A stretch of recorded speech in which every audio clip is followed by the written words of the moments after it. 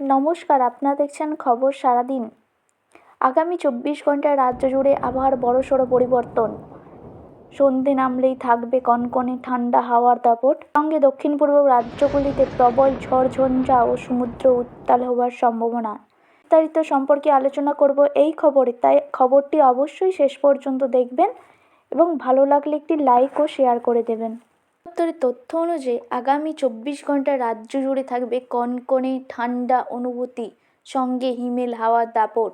সকাল থেকেই থাকবে ঘন কুয়াশাচ্ছন্ন মেঘলা আকাশ, বিশেষ করে উত্তরবঙ্গের সর্বত্র ঘন কুয়াশায় ঢাকা থাকবে। বেলা বাড়ার সঙ্গে সঙ্গে কুয়াশাচ্ছন্ন আকাশ কেটে গিয়ে রৌদ্র ঝলমলে আবহাওয়া দেখা যাবে।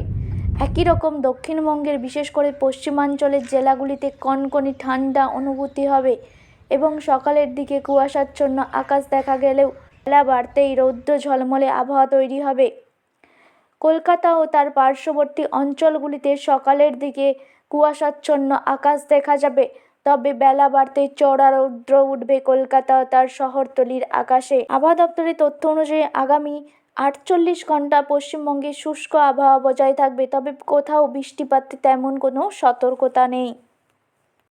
দক্ষিণ পূর্ব বঙ্গোপসাগরে জন্ম নেওয়া নিম্নচাপ বলয়টি ধীরে ধীরে ভারতীয় ভূখণ্ডের দিকে অগ্রসর হচ্ছে, যার ফলে আগামী 24 ঘন্টায় নিম্নচাপটি অতি শক্তিশালী হয়ে আছড়ে পড়বে তামিলনাড়ু ও অন্ধ্রপ্রদেশ উপকূলে।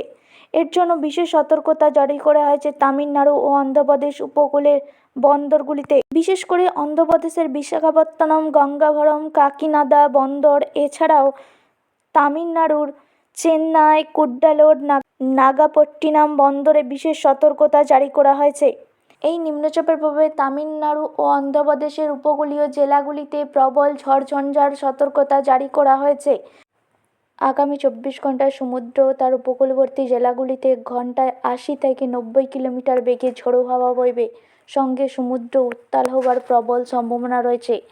তাই মৎস্যজীবীদের সমুদ্রে যেতে নিষেধাজ্ঞা জারি করেছে দিল্লি মৌসুম ভবন। তবে শহরের মধ্যভাগগুলিতে আংশিক মেঘলা আকাশ দেখা যেতে পারে, সঙ্গে কোথাও কোথাও বিক্ষিপ্ত বৃষ্টিপাতের ঘটনা ঘটতে পারে।